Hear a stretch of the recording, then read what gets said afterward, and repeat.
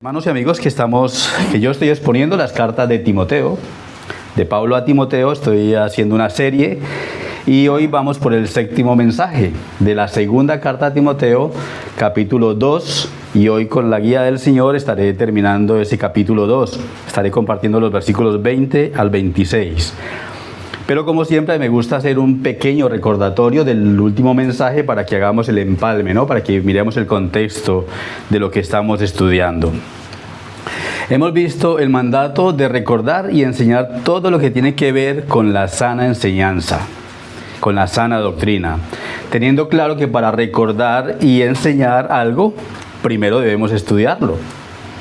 No viene por inspiración, la única que es inspirada es la palabra del Señor. Entonces debemos prepararnos, estudiar para poderla enseñar, meditar en ella y, cómo no, aplicarla a nuestras propias vidas. Porque el primero que debe aplicar esa palabra es el que la está preparando. ¿Qué debemos hacer? Lectura bíblica, meditación y mucha oración. Mucha oración. Oramos al Señor antes de empezar a preparar un sermón. Oramos en medio del sermón. Y aún oramos cuando lo estamos exponiendo.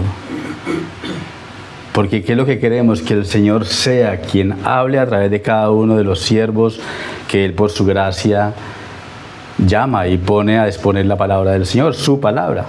Una vez que conocemos la verdad, somos exhortados a ser sabios, a tener discernimiento y a aprender a no entrar en contiendas inútiles por determinadas palabras o enseñanzas, muchas de ellas sin fundamento bíblico, las cuales no edifican, sino que desgastan y pueden inclusive desviarnos de lo realmente importante. Nuestro deber por eso es trazar correctamente la palabra del Señor, es trazarla en su contexto e interpretarla correctamente. Si es que queremos ser, como vimos en el último mensaje, si es que queremos ser esos siervos aprobados por el Señor. No vaya a ser que por nuestra negligencia, el día que vayamos a su presencia y nos pida cuenta, seamos avergonzados.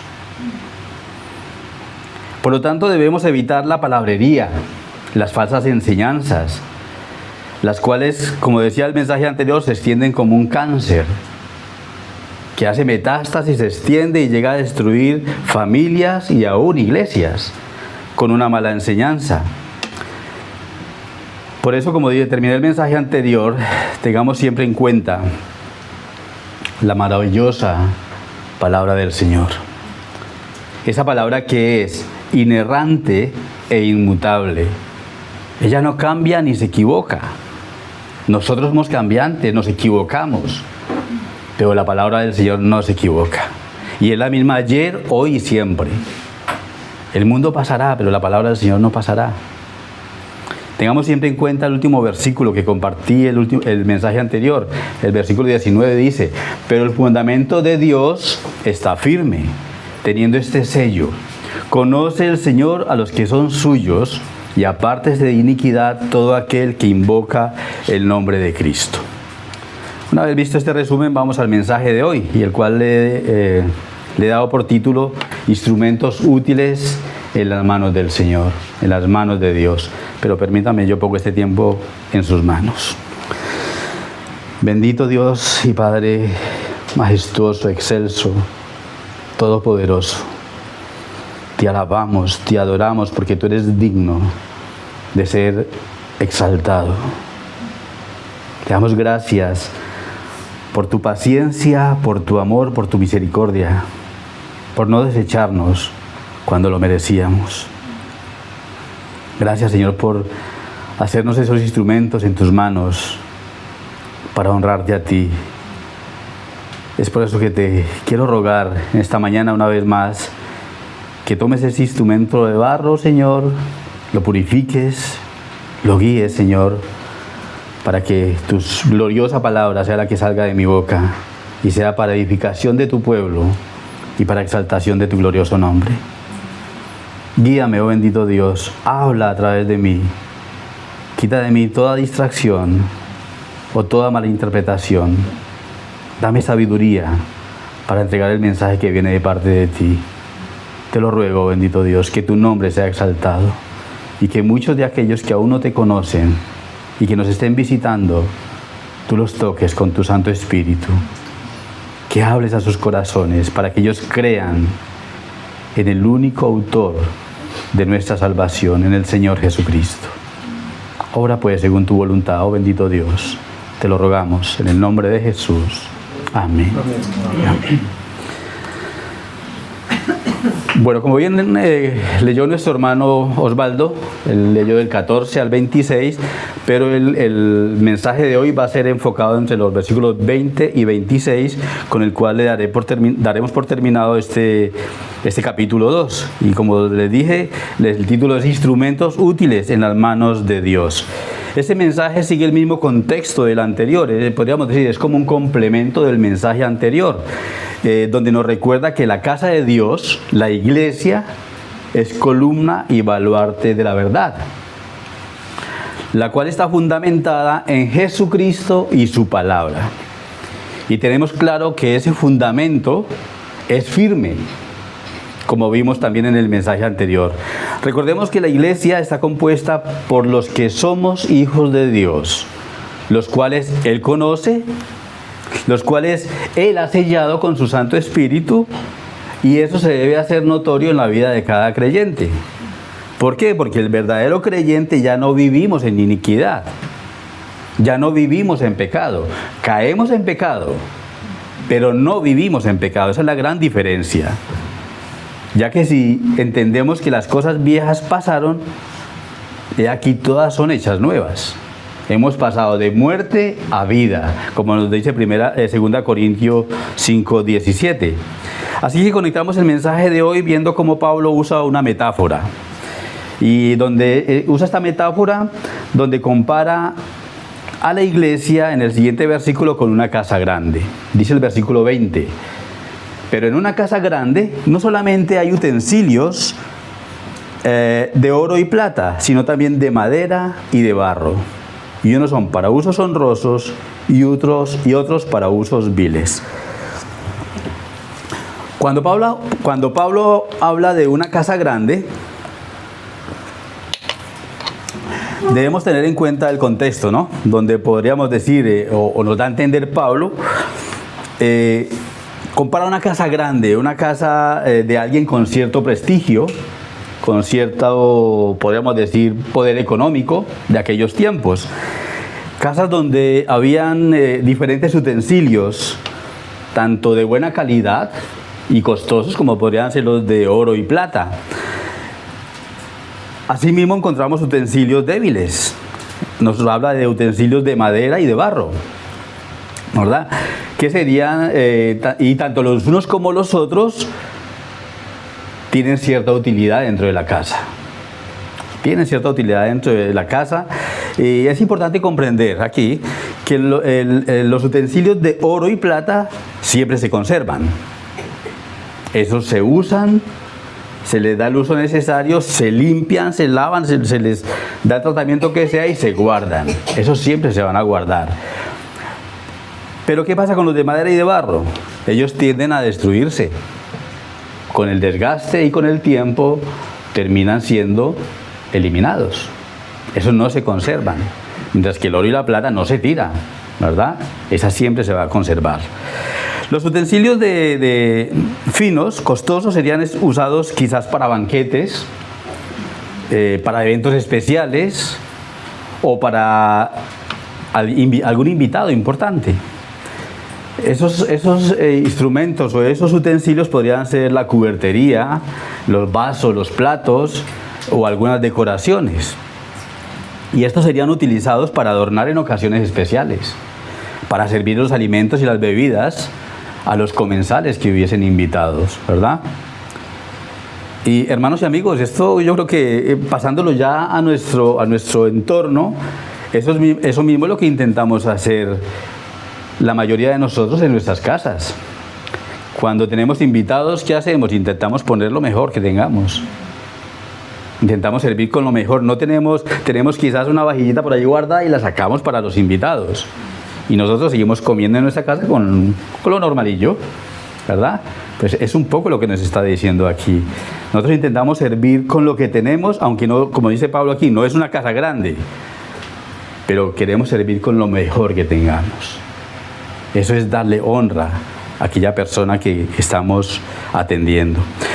Ahora, los utensilios de madera y barro podrían ser utilizados para cocinar, para preparar los alimentos, o aquellos que se usan para limpieza, para recoger quizás las basuras, las sobras, y ahí entrarían, podemos decir, ollas, cuencos, bandejas, inclusive cubos o palas, ¿verdad? Con lo que se va recogiendo las basuras o las sobras. El significado aquí de usos viles es también deshonra y hace referencia a acciones, comportamientos o propósitos impuros, indignos o apartados de la voluntad de Dios. Eso es lo que quiere decir la palabra indignos. Ahora, ¿cómo podemos contextualizar este texto a nuestros tiempos y en nuestras iglesias? Entendiendo siempre que la iglesia, digo nuestras iglesias, pero siempre recordemos y entendamos que la iglesia es del Señor, compuesta por muchos batallones, como decía Spurgeon, ¿verdad? En todo el mundo, pero estamos hablando de las iglesias locales. Podríamos decir que nuestras iglesias son la casa grande. Luego los utensilios seríamos cada uno de los que asistimos a la iglesia, donde hay utensilios de oro y plata, los cuales son utilizados para honra del dueño de esa casa, ¿no? Para la honra de Dios.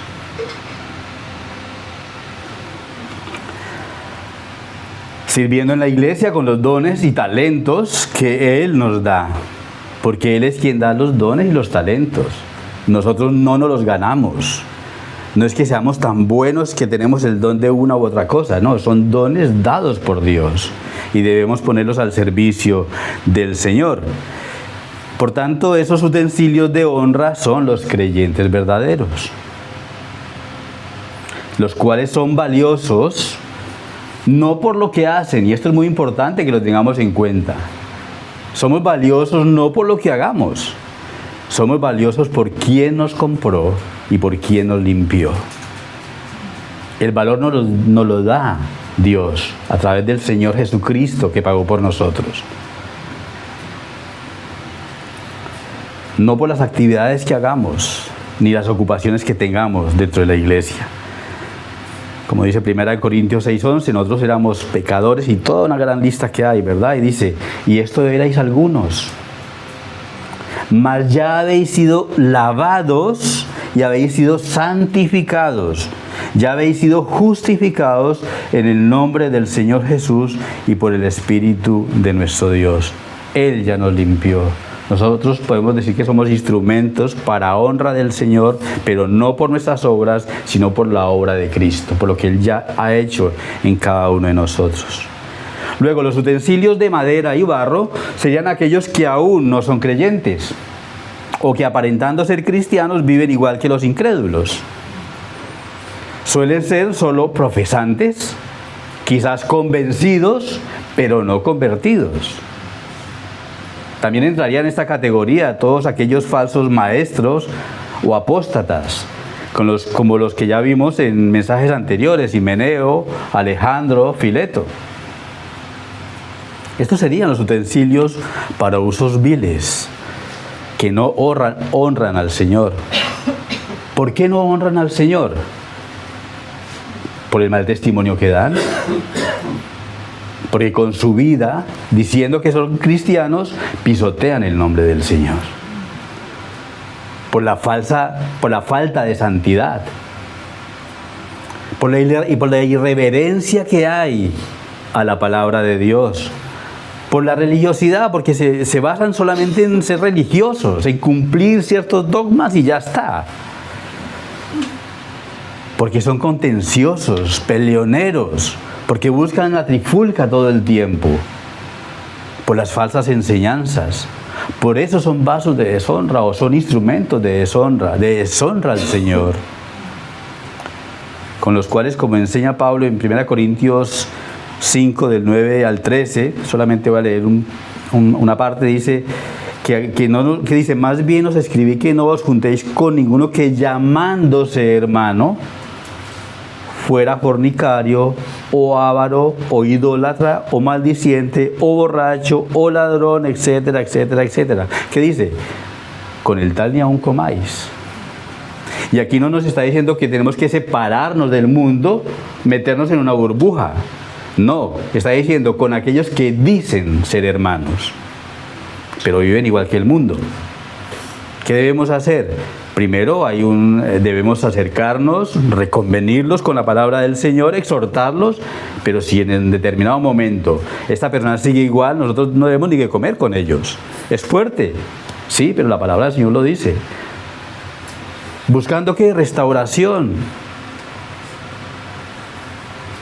Porque nosotros nos acercamos al mundo, pero ¿cuál es la intención de acercarnos al mundo? Predicar el Evangelio, llevar la buena noticia de salvación. Ahora, una vez que tú dices ser creyente, la palabra del Señor dice que debe cambiar. Ya no somos los mismos. Y eso se debe notar en la vida de cada creyente. Hermanos y amigos, este texto también podríamos compararlo con las enseñanzas de Jesús en las parábolas, como el trigo y la cizaña, o como las ovejas y las cabras, en Mateo 13, 24 al 30, o Mateo 25, 31 al 46. Donde se nos enseña que no todos los que están en las iglesias locales son verdaderamente creyentes, y que vamos a convivir con ellos, hasta que el Señor en su gracia y misericordia los convierta a Él, o hasta que el Señor realice su separación en el día del juicio. No todos los que están en las iglesias locales son verdaderos creyentes. Pero ¿cuál es la labor? Debemos predicar el Evangelio a toda criatura. Dice el comentarista William MacDonald en cuanto a este tema: se debería observar ciertas cosas acerca de estos utensilios o vasos. Primero, hay una importante distinción entre los materiales de los que están hechos los utensilios. Luego, hay una diferencia en los usos que se dedican. Finalmente, hay una distinción acerca de su destino final. Los utensilios de madera y barro son desechados al cabo de un tiempo, mientras los que son de oro y plata se guardan, se conservan como valiosos. ¿Qué hace el Señor con nosotros? Nos conserva. ¿Por qué? Porque tenemos vida eterna. ¿Porque la merecemos? No.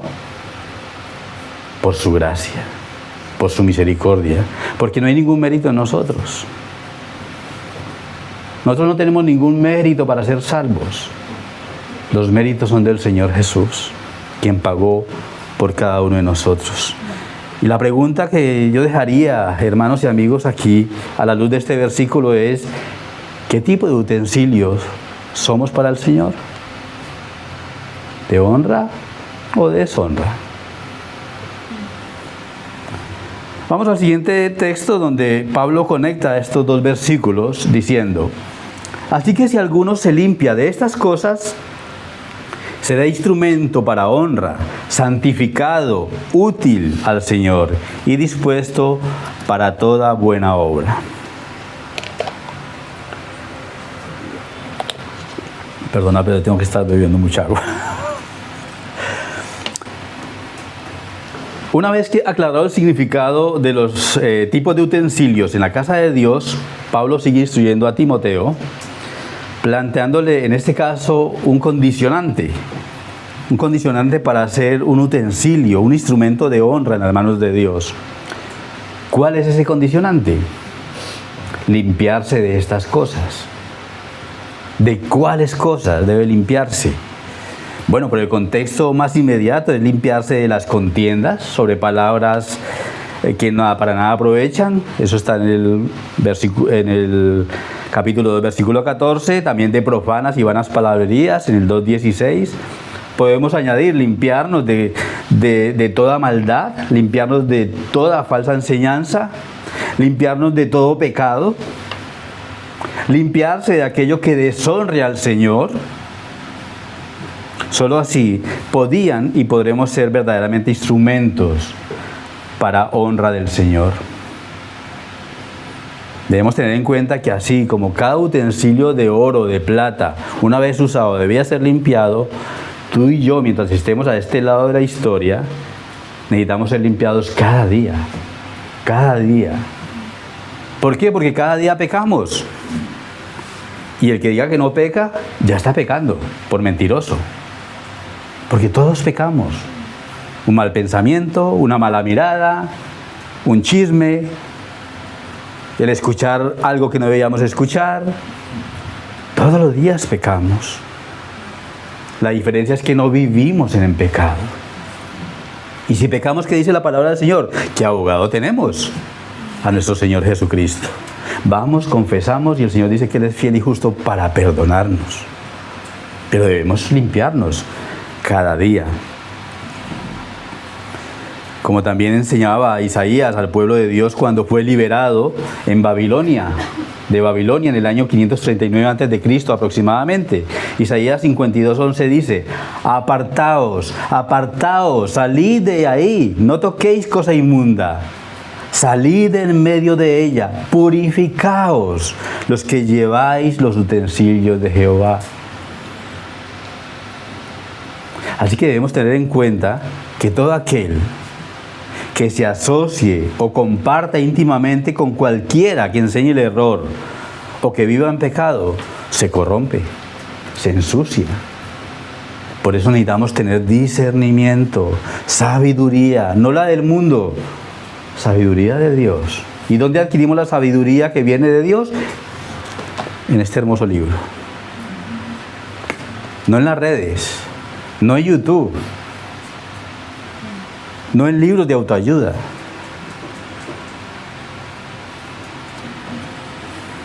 Como dice 1 Corintios 15:33, no erréis, las malas conversaciones corrompen las buenas costumbres.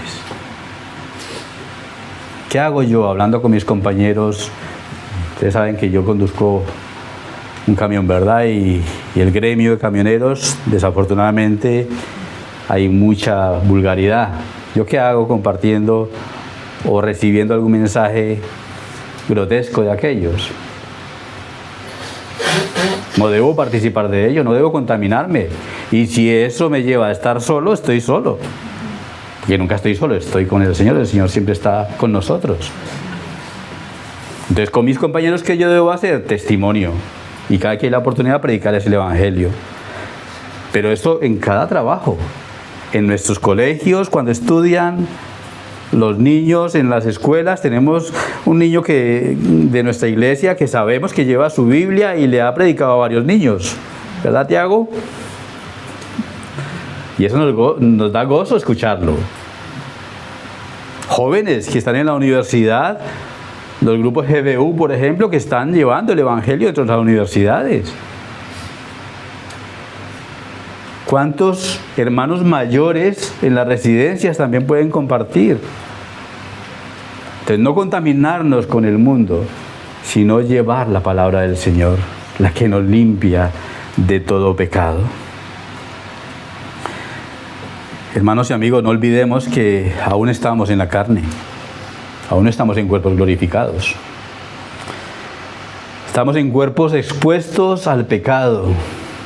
Y que desafortunadamente caemos, por lo que nos es necesario cada día, limpiarnos delante del Señor. ¿Cómo lo hacemos? Sin confesión y arrepentimiento, quebrantando nuestros corazones delante de Él, sabiendo que delante de Él estamos desnudos. Por mucho que nos escondamos, el Señor nos ve donde quiera que estemos. Y cuando entendemos esa verdad, eso nos va a llevar a evitar el pecado. Pero debemos creerlo, porque es así, es la verdad. Apartándonos cada vez más de esos pecados recurrentes con los cuales cada creyente lucha. ¿Acaso no luchamos con el orgullo? ¿No luchamos con la soberbia? ¿No luchamos con los celos, con las envidias, con las amarguras, con el mal carácter, y podríamos seguir. Pero luchamos cada día. Pero hay una buena noticia: si estás luchando es porque eres creyente. El peligro es cuando dejas de luchar, cuando te acomodas. Ahí es donde tenemos que examinar nuestra fe. Porque todos como creyentes luchamos de una u otra manera. Y si fuera por nosotros nos hundimos. En nuestras fuerzas no podemos salir adelante. Es por la gracia del Señor. Porque el Espíritu Santo nos capacita para la batalla del día a día. Apartándonos también de las malas compañías, como estaba diciendo ahora.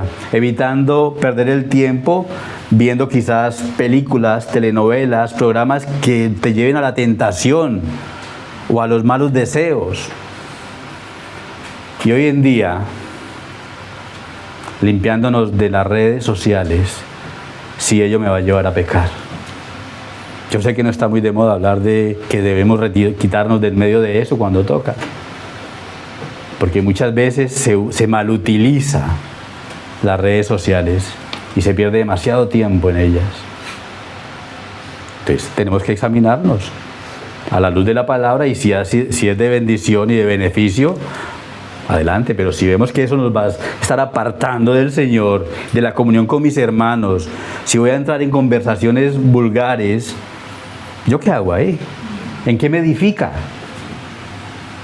Entonces eso también debemos examinarlo en nuestras vidas. Debemos recordar que como hijos de Dios ya hemos sido santificados. Posicionalmente fuimos santificados en el momento de nuestro nuevo nacimiento. Cuando el Señor vino y regeneró estos corazones, estas mentes, hemos sido santificados por Él. Pero también hemos de tener en cuenta que hay una santificación que es progresiva, que esa nos corresponde a nosotros.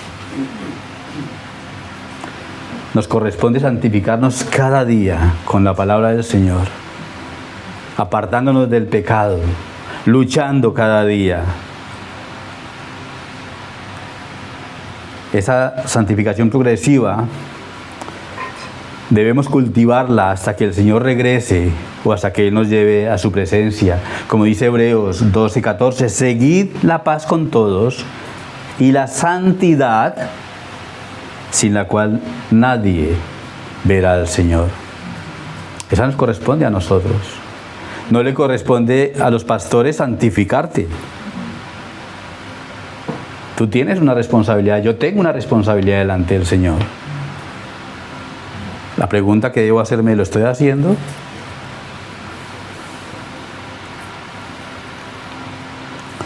Hermanos y amigos, una vez convertidos, recordemos que somos nuevas criaturas. Y como tal debemos estar dispuestos, como dice este versículo, ¿no? Debemos estar dispuestos a servir, a ser esos instrumentos, esos utensilios en toda buena obra para la gloria de Dios. Como vimos en el mensaje anterior, no buscando nuestra propia gloria, no buscando aplausos de nadie, no buscando la aprobación del hombre, sino la aprobación de Dios. Teniendo en cuenta que las obras que hacemos una vez convertidos tienen una finalidad, y esa finalidad es darle la gloria al Señor. Ese testimonio que damos con nuestras buenas obras no es para que nos vean a nosotros, es para que glorifiquen al Dios que nos da la capacidad de obrar bien. Como dice Mateo 5:16, así alumbre vuestra luz delante de los hombres, para que vean vuestras buenas obras y te den aplausos. Eso dice, espero que nadie me diga amén. ¿Verdad que no dice eso? ¿Qué dice aquí? Así alumbre vuestra luz delante de los hombres para que vuestras buenas obras glorifiquen a vuestro Padre que está en los cielos. Efesios 2:10 nos dice que somos hechura suya, creados en Cristo Jesús para buenas obras, las cuales Dios preparó de antemano para que anduviésemos en ellas. Esas buenas obras siempre son para darle la gloria a Dios, no para buscar beneficio nuestro. Este versículo también de limpiarnos podríamos aplicarlo a personas que son metafóricamente como esos utensilios de madera o barro. Es decir, aquellos que aún no son creyentes o que están quizás equivocados en la enseñanza, pero que a medida que escuchan la palabra del Señor, que se exponen a la sana doctrina, que es la palabra de Dios, estos pueden ser llamados o reconducidos al arrepentimiento y ser limpiados de su pecado por medio del Señor Jesucristo. Como dice Isaías 55:11, la palabra del Señor nunca vuelve vacía. Dice, así será mi palabra que sale de mi boca. No volverá a mí vacía, sino que hará lo que yo quiero y será prosperada en aquello para que la envíe. Entonces debemos predicar el Evangelio. Predicar lo que dice el Señor, no lo que yo me quiera inventar. Yo tengo que ser fiel al texto. Ellos pueden recibir como nosotros el don de la fe. Esa que es dada por el medio del Espíritu Santo, ya que Dios es quien cambia el corazón de piedra por uno de carne, sensible a la palabra de Dios, como nos dice Ezequiel 36, 26 al 28. Él dice que nos dará un nuevo corazón y pondrá su espíritu dentro de nosotros. Y dice que quitará el corazón de piedra y dará uno de carne. Dice, y pondré dentro de vosotros mi espíritu y haré que andéis en mis estatutos y guardéis mis preceptos y los pongáis por obra. Habitaréis en la tierra que di a vuestros padres y vosotros me seréis por pueblo y yo seré a vosotros por Dios. Es el Señor quien lo hace, yo no lo hago. Nuestro pastor no puede cambiar nuestros corazones. Las buenas obras no cambian a nadie. La única buena obra que cambia el corazón es la obra de Jesucristo. Él y solo Él. Solo así se puede entender a través de la palabra de Dios la gravedad del pecado y la gran necesidad del Salvador. Puesto que lo que se busca cuando se corrige con mansedumbre a los que se oponen es precisamente que la gracia y la misericordia del Señor los alcance. Si a Él le place, por supuesto. ¿Para qué? Para restauración o para salvación de aquellos que aún no creen. Y eso lo veremos en el versículo 25. Hermanos, debemos recordar que la mayoría de nosotros, en un tiempo, fuimos esos utensilios usados de usos viles, de deshonra. Eso fuimos nosotros. ¿Por qué? Porque nuestras acciones y comportamientos eran generalmente con propósitos impuros, apartados de la voluntad de Dios, ya que la mayoría de nosotros no queríamos saber de Dios. Yo el primero. Yo no quería saber de Dios, me molestaban los evangélicos. Y por mucho que huí, aquí el Señor me tiene. ¿Eso qué es? Eso es gracia. Eso es misericordia. No hay otra palabra. Nosotros nos deleitábamos en el pecado. No nos parecía tan malo. Por el contrario, nos creíamos buenos. ¿Cuántos de nosotros nos creíamos buenos?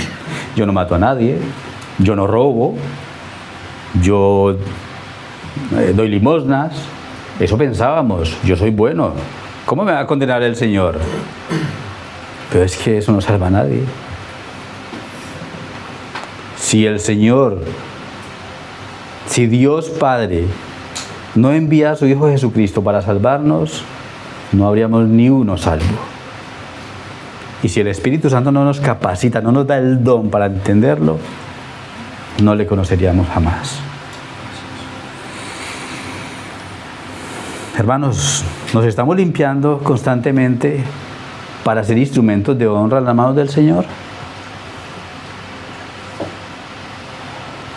Sigue Pablo instruyendo a su joven discípulo y a nosotros, dándole la siguiente enseñanza u orden, tanto a Timoteo como a todos los fieles creyentes, pero especialmente a los pastores.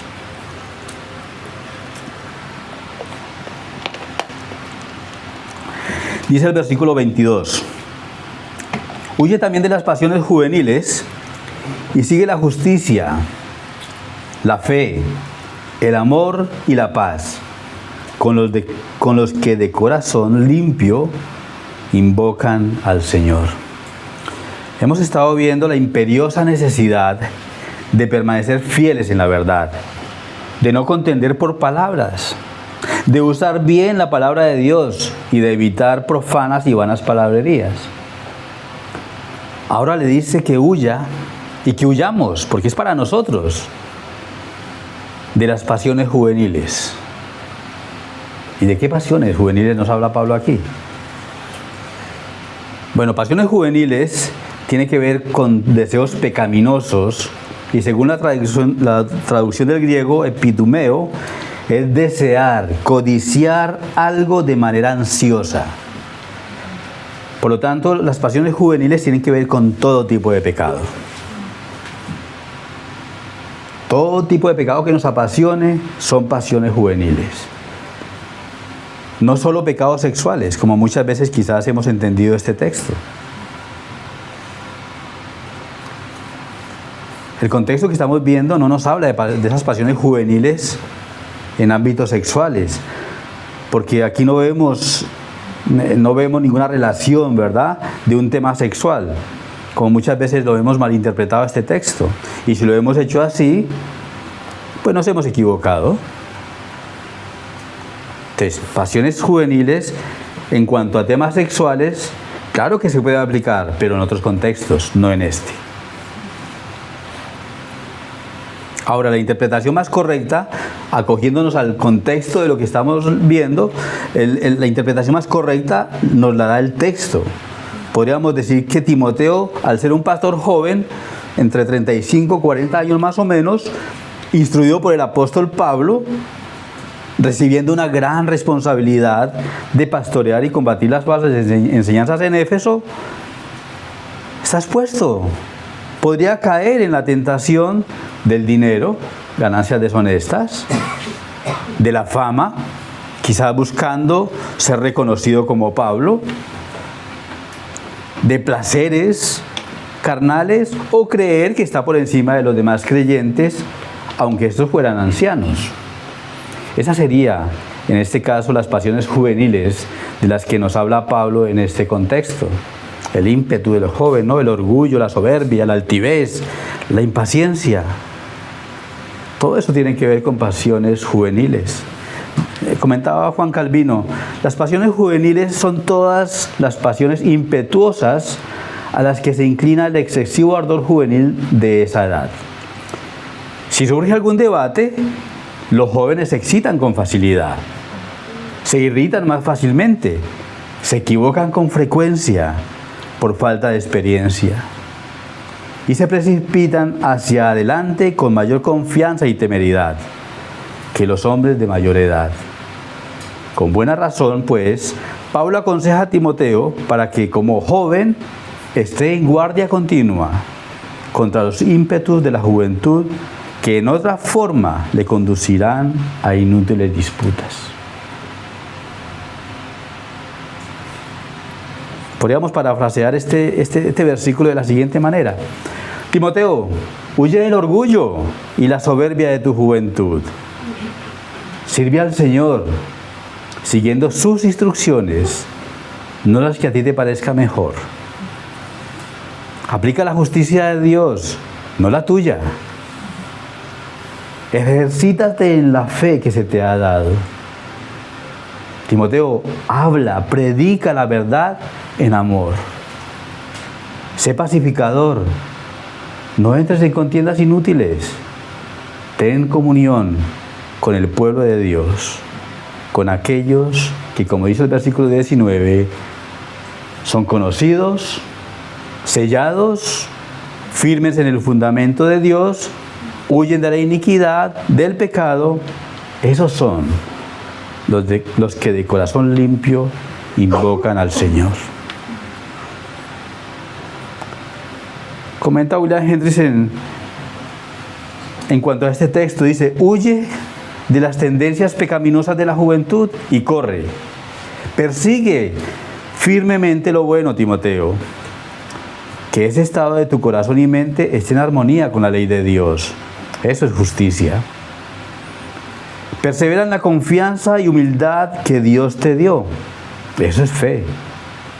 Ten un profundo afecto personal por los hermanos, incluyendo en tu interés benevolente aún a los enemigos. Eso es amor. Y ten una comprensión de la verdad sin alteraciones o confusiones. Esa es la perfecta paz que Dios nos da. Aplícalo con todos los hermanos, los que en oración y alabanza invocan al Señor Jesucristo. Una vez exhortado a huir de las pasiones,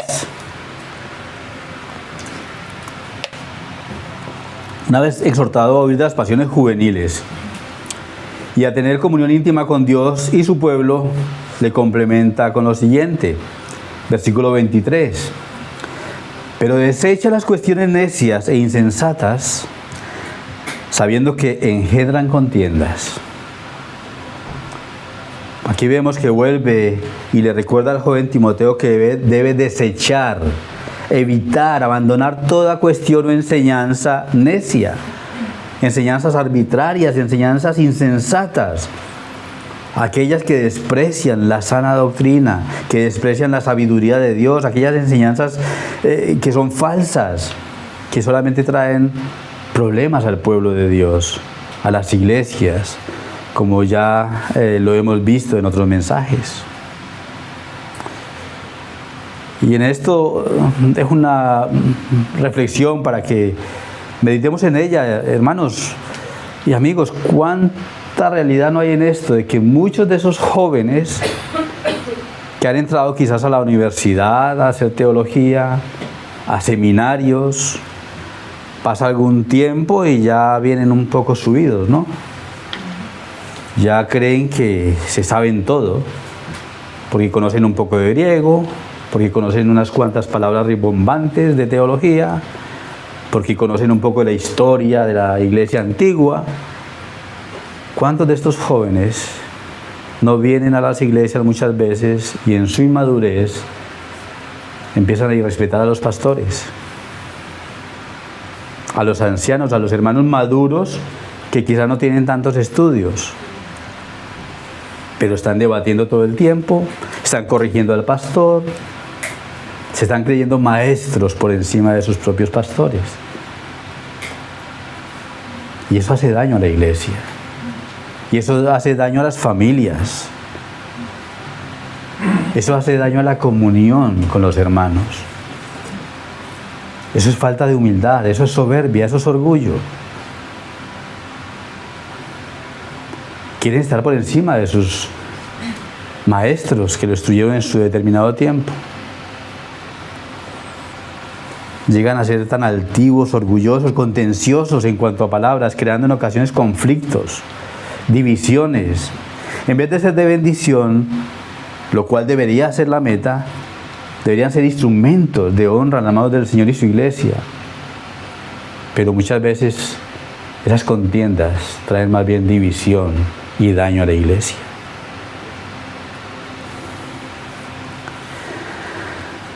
Esto también es un llamado a los jóvenes y no tan jóvenes. Jóvenes que quizás entren a estudiar y no tan jóvenes que también entran a estudiar. Es un llamado a la cordura, a la humildad, no solo a los jóvenes de edad, sino a los jóvenes en la fe.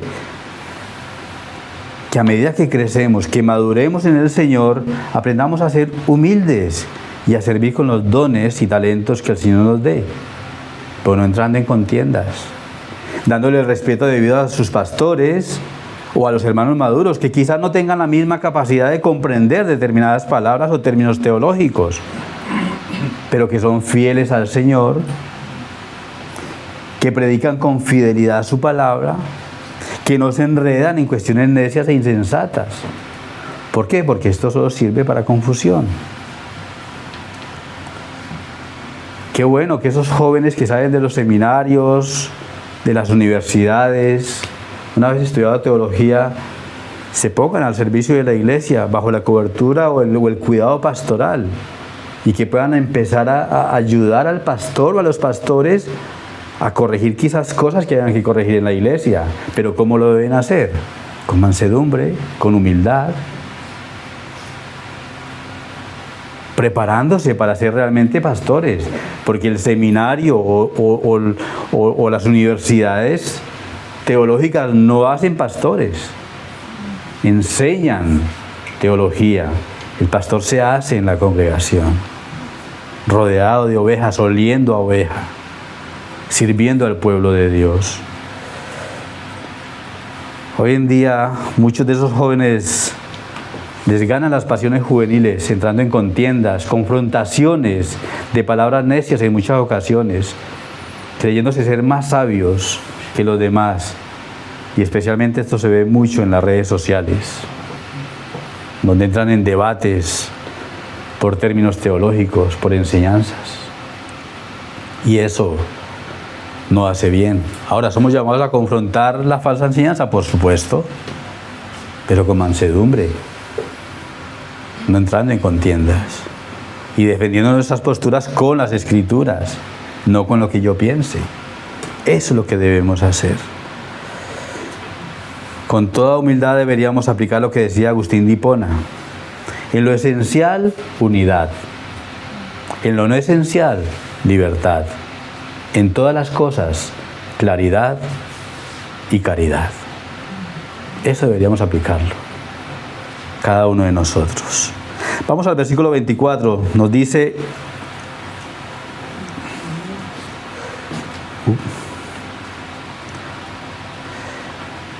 porque el siervo del Señor no debe ser contencioso, sino amable para con todos, apto para enseñar, sufrido. En este versículo vemos cómo Pablo da la razón del por qué Timoteo y todo fiel pastor debe huir de las pasiones juveniles y las falsas enseñanzas. Porque el siervo del Señor, en este caso los pastores, deben ser aptos para enseñar. Y algo que me llamó la atención cuando estaba estudiando este texto en cuanto a las pasiones juveniles y la enseñanza es precisamente lo que vemos en 1 Timoteo capítulo 3 versículo 6, cuando habla de los requisitos para el pastor. Dice: no un neófito, no sea que envaneciéndose, esos son las pasiones juveniles, caiga en la condenación del diablo. Una razón más por la cual no se debe proponer ni escoger como pastor a un neófito, a una persona nueva en la fe, aunque tenga estudios teológicos. Pero antes de ser pastor debe ser oveja, porque si no te dejas pastorear, ¿cómo vas a pastorear tú? Y aún los pastores necesitan ser pastoreados. Por eso la necesidad de la pluralidad de pastores y la comunión con otros pastores con los cuales se pueda rendir cuentas, con los cuales se pueda alentar, animar los unos a los otros. Ser apto para enseñar nos debe recordar que primero hay un llamado interno dado por Dios, por medio del Espíritu Santo. Ese llamado interno en 1 Timoteo nos dice que el que anhela obispado, buena obra desea. Ese es el llamado interno que hace el Señor y debe ir acompañado del llamado externo, el cual debe ser visto y aprobado por la iglesia. El llamado interno es el que el Señor pone en nosotros. Y el llamado externo es el que debe ver la iglesia, no solo los pastores, la iglesia, porque la iglesia es responsable, si cumple un mínimo de los requisitos que la palabra del Señor dice. Entendiéndolo mejor desde otra explicación, puede ser que aquí vemos la soberanía de Dios, el llamado interno, porque Él es quien llama y capacita, y vemos también la responsabilidad del hombre, el llamado externo.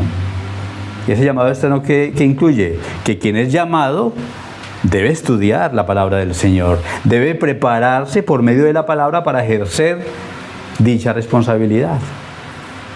Dios es soberano y nosotros somos responsables. Seguidamente nos dice que el siervo del Señor no debe ser contencioso. Contencioso es alguien que contradice todo el tiempo, que está constantemente buscando pleitos sin necesidad, que le gusta discutir, pelear por cualquier tema. ¿Y qué dice aquí? No debe ser contencioso.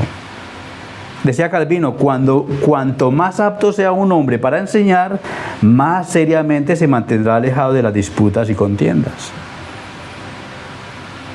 No debe ser contencioso, sino que debe ser amable para con todos.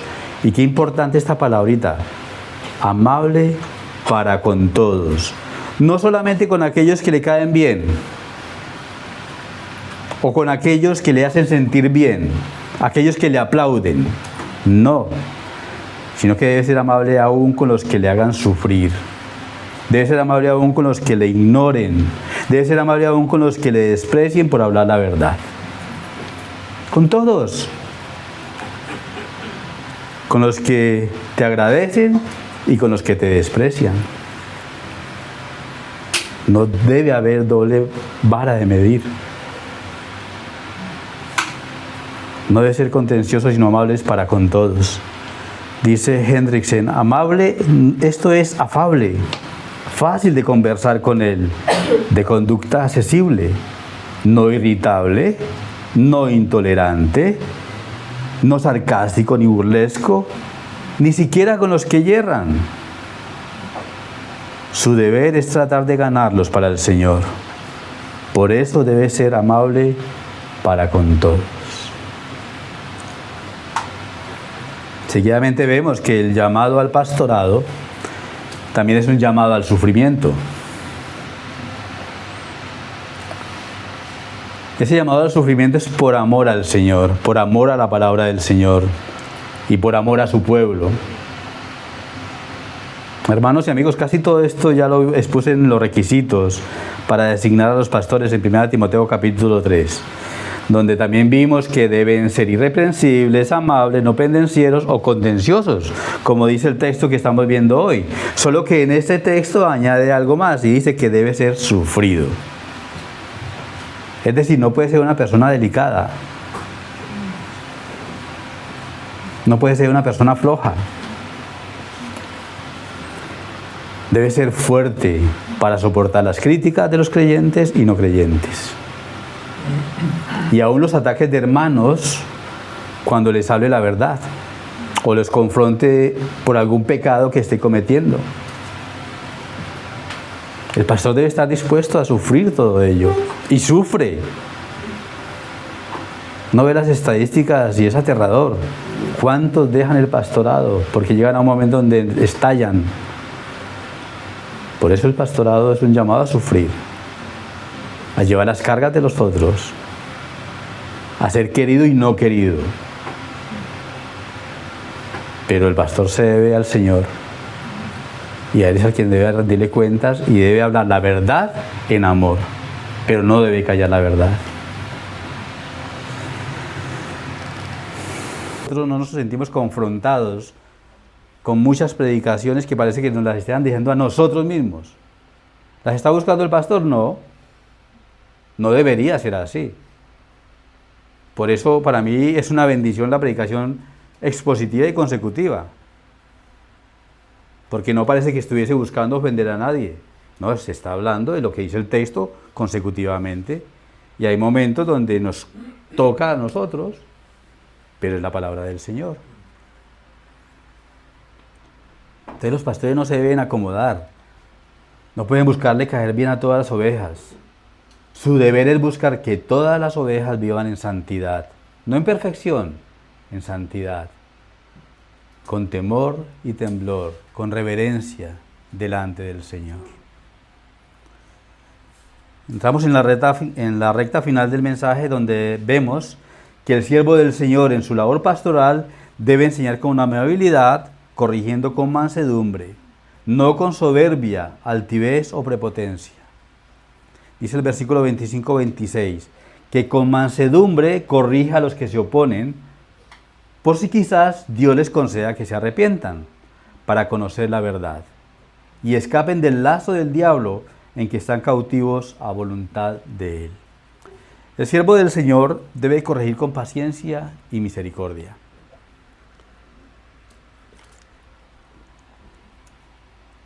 Como Dios mismo lo ha hecho con nosotros y lo sigue haciendo. Hablando la verdad en amor, pero no callándola. asimismo corrigiendo a los que se oponen a la verdad bíblica, sea cual sea el tema. Y en este caso, por el contexto, es en cuanto a la sana doctrina.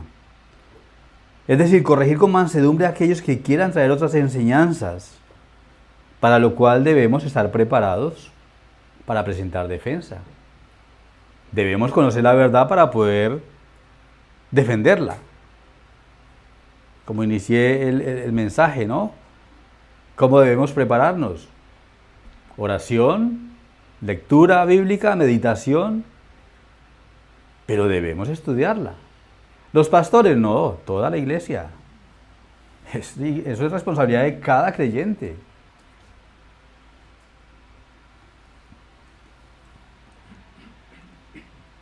¿Cómo debemos prepararnos? Dice 1 de Pedro 3:15. Sino santificad a Dios el Señor en vuestros corazones y estad siempre preparados para presentar defensa con mansedumbre y reverencia ante todo aquel que os demande razón de la esperanza que hay en vosotros. Bien sea porque sean falsos creyentes o hermanos inmaduros, que quizás estén equivocados en alguna enseñanza, como dice el versículo 25 y 26. La finalidad de corregir con mansedumbre es buscando la restauración para aquel que se estuviese desviando o apartando de la verdad. Y la corrección en cuanto a las falsas enseñanzas. Y siempre se deben hacer con el fin de traerlos a la verdad, no ganar debates. Traerlos a la verdad.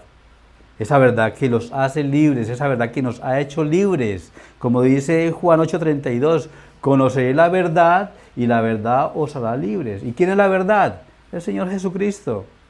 Él es el camino, no un camino. Él es el camino, Él es la verdad, no una verdad. Es la verdad y la vida. Y eso es lo que debemos hacer. Intentar llevarlos a la verdad, que conozcan la verdad, esa verdad que los liberta de las falsas enseñanzas, esa verdad que nos limpia para hacer esos utensilios, esos instrumentos de honra para el Señor, libres de las ataduras del diablo, libres de las trampas en las cuales los tiene cautivos. Por lo tanto, nuestra oración y corrección con la palabra de Dios debe ser para que el Señor, si a Él le place, les conceda a los incrédulos la fe para que se arrepientan. Aquí se aplica claramente el llamado al arrepentimiento, a la conversión de los incrédulos. La intención, vuelvo y digo, no puede ser, no debe ser ganar debates. Siempre debe ir enfocada a ser instrumentos de honra para rescatar a muchas almas que están cautivas del diablo y a voluntad del mismo. Concluyo este mensaje con un extracto del comentario de Calvino en esta última parte. Pablo enseña que aún para con los más indignos debemos practicar la amabilidad. Y aunque al principio no parezca que hayamos obtenido fruto, nuevos conversos, todavía debemos seguir haciendo el intento. Por la misma razón, él dice que Dios les conceda, puesto que la conversión de una persona está en las manos de Dios, no en las nuestras. Dios es quien concede el arrepentimiento. Dios es quien cambia nuestros corazones. Dios es quien hace la obra. Nosotros no tenemos poder para convertir absolutamente a nadie. A nadie. Esa es una obra misericordiosa del Señor.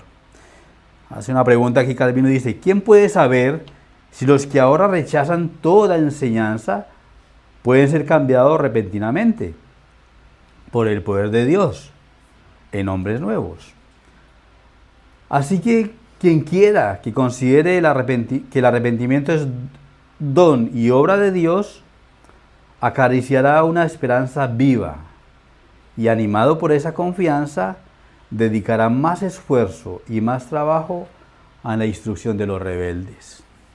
Hermanos, debemos considerarlo de esta forma, que nuestro deber es dedicarnos a sembrar y regar Y mientras hacemos esto, debemos esperar el crecimiento de parte de Dios.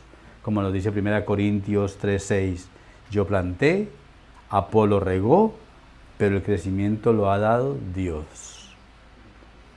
Nosotros llevamos el Evangelio, esparcimos la semilla, damos la buena noticia, oramos, discipulamos, pero el crecimiento lo da Dios. El Señor es quien nos ha traído aquí, el Señor es quien nos ha convertido, y es porque Cristo murió en la cruz para perdón de nuestros pecados, para darnos vida eterna, que hoy estamos aquí. Y que tenemos la seguridad de la salvación. Podemos pensar que nuestras labores y fatigas no son provechosas en sí, y sin embargo, por la gracia de Dios, no son infructíferas, porque la salvación es del Señor. Dice el Salmo 3:8, la salvación es de Jehová, sobre tu pueblo sea tu bendición. ¿Y quién es el que añade a los que han de ser salvos? No los añaden los pastores, no los añadimos nosotros cuando salimos a evangelizar. Somos instrumentos en las manos del Señor, pero quien añade a los que han de ser salvos es el Señor, dice Hechos 2:46-47, en los tiempos de las primeras iglesias, los primeros cristianos que se reunían. Dice que perseverando unánimes cada día en el templo y partiendo el pan en las casas, comían juntos con alegría y sencillez de corazón, alabando a Dios y teniendo favor con todo el pueblo. Y el Señor añadía cada día a la iglesia los que habían de ser salvos.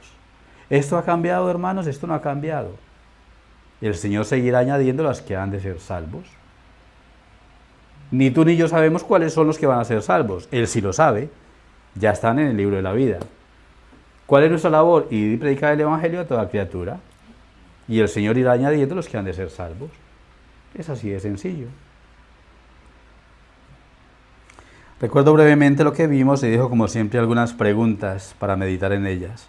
Recordemos que estas predicaciones quedan colgadas en YouTube para que volvamos a escucharlas, meditemos en lo que se ha enseñado, lo apliquemos a nuestras propias vidas y si encuentran errores que también por favor nos lo hagan saber para corregirlos. Hermanos, en base a lo que hemos visto sabemos que ya pertenecemos a la casa grande, que es la iglesia. La pregunta, vuelvo y digo, ¿qué tipo de utensilio, de instrumento estamos siendo para el Señor? ¿De honra o de deshonra? Segundo, siendo instrumentos en las manos de Dios, la pregunta sería, ¿nos limpiamos constantemente delante de su presencia? Recordemos, solo así seremos usados como instrumentos de honra. Tercero, todo creyente debe huir de las pasiones juveniles, jóvenes y no tan jóvenes.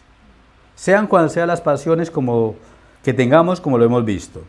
La pregunta es, ¿estamos huyendo de ellas? ¿O estamos coqueteando, jugueteando con ellas? ¿Cuáles son los tipos de amistades con las que más compartimos? ¿Qué vemos? ¿Qué escuchamos? ¿Qué leemos? ¿En qué ocupamos nuestro tiempo libre? Cuarto, todo fiel creyente deberíamos ser amables, no contenciosos. Deberíamos ser mansos y humildes, recordando al Señor Jesucristo. Esforzados en predicar el Evangelio en nuestro entorno, por si quizás el Señor les conceda el arrepentimiento a los incrédulos y restauración quizás a los hermanos caídos o inmaduros. Y la pregunta es, ¿lo estamos haciendo? Y para aquellos que aún están sin Cristo, aquellos apreciados amigos que nos siguen escuchando, que siguen escuchando estos mensajes, pero que aún no entienden la gravedad de su situación. ¿Cuál es la gravedad de su situación? Bueno, Romanos 6:23, la primera parte nos dice, porque la paga del pecado es muerte. Esa es tu grave condición si no crees en Cristo como tu Señor y Salvador. Y como decía el mensaje de hoy, aún no eres instrumento de honra para el Señor. Por lo tanto, nuestro llamado nuevamente es a que te arrepientas de tus pecados. Que creas con todo tu corazón en Jesucristo como tu Señor y Salvador, que lo es. Como nos dice Romanos 10:9, si confesares con tu boca que Jesús es el Señor y creyeres en tu corazón que Dios le levantó de los muertos, serás salvo. No hay otro medio de salvación. No hay otro medio de salvación. Eso mismo fue lo que comprendió el carcelero de Filipos. ¿Qué tengo que hacer para ser salvo? ¿Y qué le contestaron? Cree en el Señor Jesucristo. El carcelero de Filipo, cuando él preguntó, ¿qué debo hacer para ser salvo? Ellos no le dijeron, pasa al frente y haz la oración del pecador. ¿Verdad que no? Eso no es lo que dice aquí. O diezma de todo lo que tienes. Tampoco lo dice. Haz buenas obras. Sé buena persona. Nada de eso dice ahí. Dice, ellos dijeron, cree en el Señor Jesucristo y serás salvo tú y tu casa. Cree, arrepiéntete de tus pecados. Ven a Cristo, porque solamente en Él hay salvación. Como nos dice Romanos 6:23, la parte B, el regalo, la dádiva de Dios es vida eterna en Cristo Jesús, Señor nuestro. Apreciado amigo, solo así puede ser ese utensilio de honra en las manos de Dios, que Él quiere que seas. Todavía tienes esperanza, pues mientras hay vida hay esperanza. La pregunta es, ¿a qué esperas a venir a Él? No sabemos el día ni la hora en que el Señor nos va a llamar. Mientras hay vida hay esperanza. Una vez que partamos de aquí ya no hay esperanza. Así que si estás sin Cristo, nuestro llamado es ven a Cristo en arrepentimiento y fe. La gracia y la paz del Señor sea con cada uno de los que amamos al Señor. Amén.